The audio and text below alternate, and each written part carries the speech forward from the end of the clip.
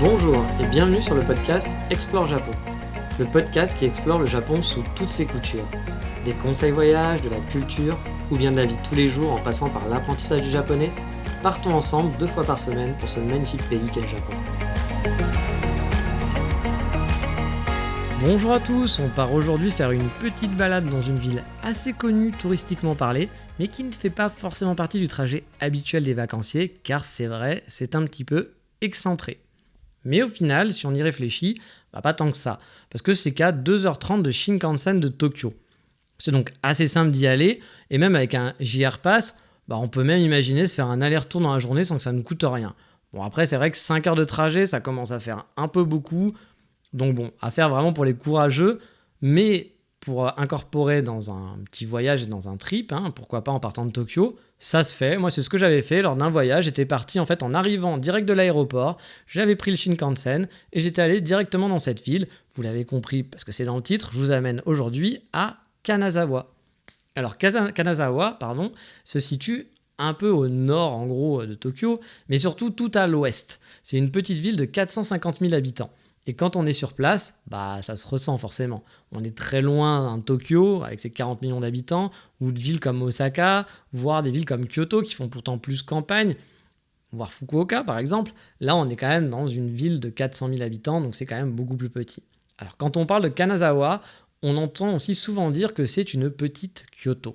Alors, c'est pas volé, car c'est vrai qu'elle a un petit quartier qui est tout mignon, avec plein de vieilles maisons. Mais bon, honnêtement, toutes les villes avec ce genre de quartier, et il y en a quand même beaucoup au Japon, vous vous doutez, c'est comme si vous disiez, tiens, des villes avec des châteaux en France, elles sont nommées des petites Kyoto.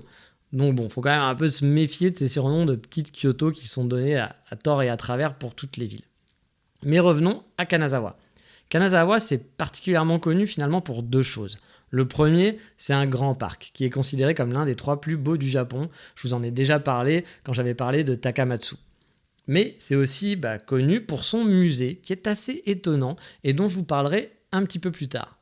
Mais on va commencer par le commencement, logique. Quand on arrive en ville, on arrive par la gare a priori. Et là, en sortant de la gare, on est tout de suite dans l'ambiance, car face à nous se dresse un très grand torii. Alors un torii, c'est quoi pour ceux qui ne connaîtraient pas encore très bien le Japon ? C'est une grande porte en bois en quelque sorte. Celle que vous pouvez voir par exemple à Fushimi Inari. Mais si Fushimi Inari, vous savez, c'est à Kyoto, c'est toutes ces petites portes rouges qui sont alignées. Là, c'est un peu pareil, mais pas vraiment, parce que celle-ci, elle en impose. Elle est gigantesque, elle est très design, elle n'est pas rouge avec des petits bouts noirs, etc. C'est une porte vraiment qui est très design, avec du bois un petit peu torsadé, etc. Et elle vous accueille dès votre arrivée à Kanazawa en sortant de la gare. Elle est sur une place, un genre de rond-point en gros, quand on sort de la gare où les bus viennent chercher les gens.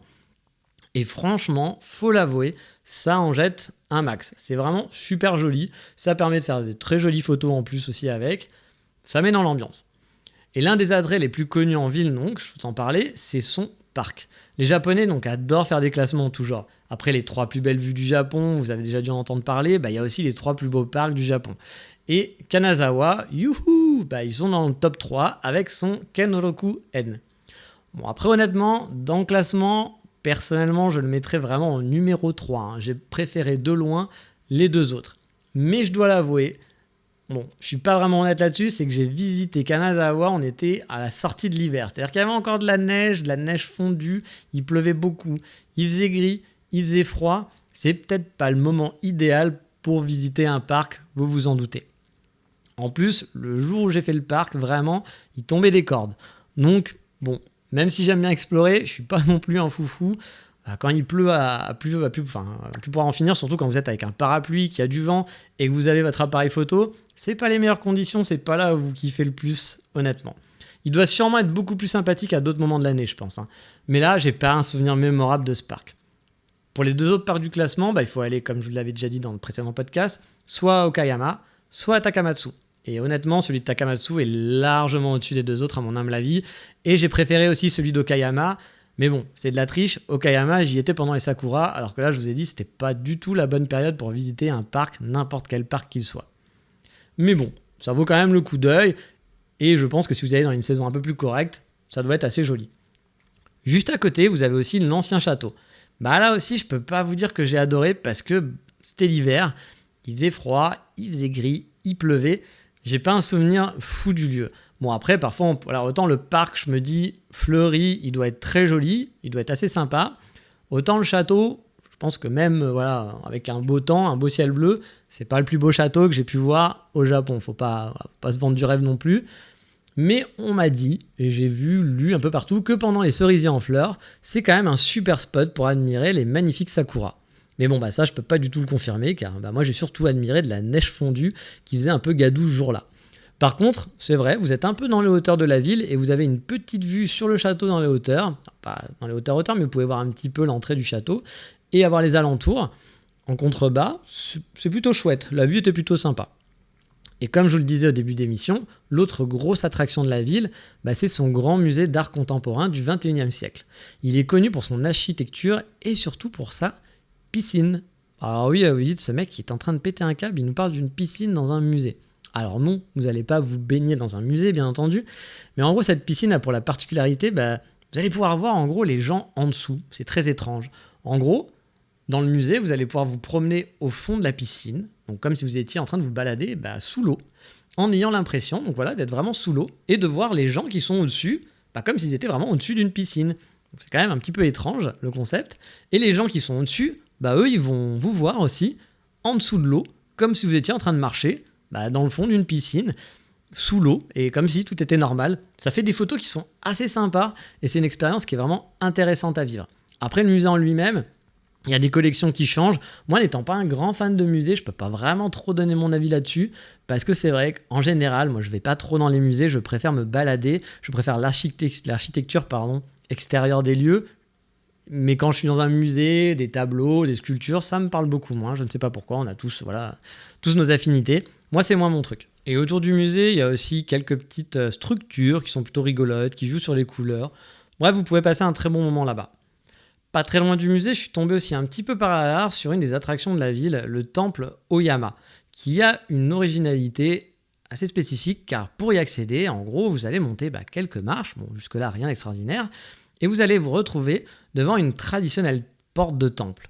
Sauf qu'en fait, elle n'a rien vraiment de traditionnel, car en haut de cette porte, il y a un clocher qui fait très européen au niveau de son architecture, mais au final, c'est un petit peu normal, je me suis renseigné, car ça a été designé par un architecte hollandais. Et au final, l'entrée de ce temple, c'est un peu un mélange d'architecture européenne, japonaise et aussi chinoise. Et honnêtement, c'est joli, original. Et c'est ce qui m'a même finalement donné envie de rentrer à l'intérieur. Je suis passé vraiment par hasard dans une rue, je suis passé devant et je me suis dit, tiens, qu'est-ce que c'est bizarre. Et donc je suis allé voir et c'est chouette. À l'intérieur, c'est par contre un peu plus traditionnel, avec un temple, tout ce qu'il y a de traditionnel au niveau du temple. Il y a un petit point d'eau qu'on peut traverser. Donc au centre, via des petites passerelles en bois, etc. C'est joli, c'est pas le plus beau temple du Japon, c'est pas non plus le plus waouh, mais ça fait un passage vraiment mignon à faire, et franchement l'entrée est vraiment chouette. Et lors de mon passage dans la ville, au final, ce que j'ai vraiment beaucoup apprécié, c'est plus de traîner dans les petites rues. Moi, vous savez que j'adore explorer, que j'aime bien les petits quartiers calmes, et là, honnêtement, la ville s'y prête vraiment. Il y a une petite rivière qui serpente dans le centre-ville, et en plus on peut se promener tout autour. Alors on peut se promener soit en contrebas, soit au-dessus. Et quand on va se balader, alors au-dessus vous n'êtes pas au-dessus de la rivière, mais vous êtes un petit peu plus en hauteur. Et quand vous êtes en hauteur, ça fait des toutes petites ruelles, un petit peu pavées, avec plein de petites boutiques tout autour. Franchement, c'est une balade qui est hyper apaisante, qui est aussi sympa à faire de jour comme de nuit. J'ai fait les deux, j'ai vraiment adoré. Comme je vous le dis, on va serpenter à travers cette rivière, on va marcher dans des petits quartiers qui sont commerçants, qui sont vraiment mignons. Ça a un charme fou, et puis ça fait vraiment l'effet escompté. J'ai souvenir aussi de m'être posé sur les berges pendant un moment pour faire un petit pique-nique improvisé. Donc là, j'étais descendu dans un endroit où c'était un peu plus spacieux. Il n'y avait pas grand monde en plus. J'ai vraiment apprécié ce moment. Il y avait la vue sur les montagnes, parce qu'on voit des jolies montagnes, c'est pas loin des Alpes japonaises, avec la rivière et tout. Enfin, l'ambiance était vraiment chouette, calme, super cool pour un petit pique-nique. Niveau café, pareil, j'ai pas trouvé de super adresse quand j'y suis allé. J'avais testé un peu par hasard un petit café qui avait l'air tout mignon, qui donnait justement sur cette petite rivière, avec une petite vue sur la rivière, et justement dans une de ces petites ruelles avec ces petits murets, tout est petit, ok, mais c'était vraiment mignon pour le coup. Et du coup, elle donnait envie, donc j'ai décidé de rentrer. C'était pas folichon au niveau du café ou même pour manger, j'ai pas un souvenir de fou, mais le lieu était chouette. il y avait que des locales, des mamies du coin ou de la choufou. Donc la choufou, c'est les femmes au foyer. C'était très rigolo comme expérience, surtout quand vous êtes en vacances. Et qu'en plus, il n'y avait pas beaucoup de touristes à ce moment-là. Les gens se demandent un peu ce que vous faites là. Et pourquoi vous êtes rentré là? Parce que forcément, ça ne parlait que japonais, il n'y avait pas de menu en anglais ou quoi que ce soit. Alors Kanazawa aussi, c'est comme je vous le disais, une petite Kyoto. Alors j'aime pas trop cette expression parce qu'on le met un peu dans tous les sens. Mais on l'appelle comme ça parce qu'ils ont un quartier traditionnel qui est quand même très attrape-touriste, et on va pas se le cacher, mais où on peut faire plein de jolies photos. Et où il est vraiment super agréable de déambuler. Moi, j'ai passé vraiment un bon moment, mais j'avais de la chance, comme je l'ai dit, c'était pas une période très touristique à ce moment-là. Alors j'avais de la chance, oui et non, parce qu'en même temps, la neige fondue et le gris, c'est pas super. Mais quand je me suis baladé dans ce quartier, il faisait plus joli. En fait, je suis resté 2 jours et c'était mieux ce jour-là. Et du coup, il n'y avait pas beaucoup de touristes. Du coup, c'était agréable parce qu'il y a une très belle architecture. Et je pense que par contre, si c'est blindé, ça doit être un petit peu moins sympa. Je vois bien un peu l'ambiance du quartier avec plein de touristes chinois qui font des photos partout, où il n'y a pas beaucoup de place, où on est serré. Je suis pas sûr que ça soit hyper agréable à ce moment-là. Mais si vous y allez et qu'il n'y a pas trop de monde, c'est mignon. Alors le quartier, c'est celui de Higashi, un ancien quartier de geisha. Et d'un point de vue architecture, comme je vous le disais, c'est vraiment joli. Pour les photos, c'est top. Et même pour l'ambiance de se promener, c'est pas hyper grand. Mais vous pouvez passer facile 20-30 minutes à déambuler dans les rues. Et après, bien sûr, si vous voulez faire des pauses dans les boutiques de souvenirs ou dans les différentes boutiques d'artisans qu'il y a sur place, vous allez pouvoir rester beaucoup plus longtemps. Après avoir testé les geishas, le quartier des geishas, enfin tester les geishas, attention, en tout bien tout honneur, et ben on peut passer au quartier des samouraïs, qui est un autre quartier de la ville. C'est le quartier de Nagamachi. On y trouve beaucoup de musées par là-bas et des petites ruelles à l'architecture vraiment typique japonaise. Où il fait bon s'y perdre aussi, où il fait bon s'y balader. Mais c'est pas non plus totalement foufou, il faut l'avouer, sauf si vous êtes un féru de musée. Moi, c'était pas mon cas. J'ai bien aimé traverser le quartier, me balader, mais c'est pas le meilleur souvenir que j'ai de la ville non plus, je dois être honnête. Niveau timing, je pense que 2 jours sur place, c'est largement suffisant. Après, si vous voulez faire une seule journée sur place, vous pouvez aussi, mais il faudra un peu courir, car si vous voulez traîner un peu dans le musée par exemple, ou si vous voulez vous perdre dans les ruelles, vous ne pourrez pas tout faire, je pense. Quand on va dans un musée, forcément, on prend un peu de temps. Donc 2 jours, ça me paraît bien si vous voulez prendre votre temps. Et puis en plus, Kanazawa, ça peut être un bon point de départ pour des day trips.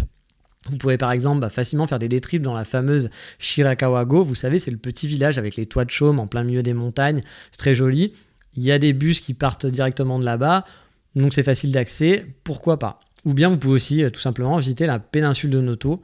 Il y a plein de jolies plages, il y a des jolies rizières, ça sent bon la campagne japonaise, des petits temples perdus. Moi, j'y suis jamais allé, mais j'avais un petit peu étudié le terrain au cas où, et ça m'avait donné vraiment, vraiment envie. À vrai, pas très loin en Shinkansen, il y a aussi la ville de Toyama, qui peut être, je pense, en day trip assez sympa. Il me semble de mémoire que c'est 30 minutes en Shinkansen, donc ça se fait très très vite. Et il y avait aussi pas mal de choses à voir là-bas. Alors désolé, il y a un petit son, c'était pas prévu, je n'avais pas envie de tout enregistrer juste à cause de ce petit son, je viens de le couper, j'espère que ça ne vous a pas trop dérangé. Mais voilà, du coup de toute façon, on a fini pour cette petite tournée à Kanazawa, qui est une ville qui a son charme. Là aussi, encore une fois, c'est pas le point d'intérêt principal pour votre premier voyage au Japon, mais pour visiter quand vous avez déjà fait Kyoto, Osaka, Hiroshima et Tokyo, pourquoi pas pour votre deuxième voyage. Moi j'avais plutôt apprécié. Pour vous dire, j'avais fait donc Tokyo. J'étais allé à Kanazawa, j'étais resté 2 jours à Kanazawa. Je voulais à la base faire des day trips et rester plus longtemps. C'était mon but. Mais en fait, quand j'avais regardé, il y avait beaucoup de choses qui étaient fermées parce qu'il y avait beaucoup de choses couvrées à partir du printemps. Et moi, j'étais arrivé début mars, je crois. Et du coup, plein de choses étaient fermées. Il y avait, je me souviens, une magnifique voyage en train à faire à travers des gorges et des montagnes. Je ne me rappelle plus du nom. Mais ça avait l'air super beau. J'avais très envie de le faire. Mais ça ouvrait à partir d'avril. Donc du coup, c'était pas du tout possible pour moi. Donc je suis resté que 2 jours. Et après, je suis allé à Takayama, dont j'ai déjà parlé dans un podcast précédent. Mais maintenant, vous le savez, il est grand temps de passer, comme d'habitude, au coup de cœur du moment.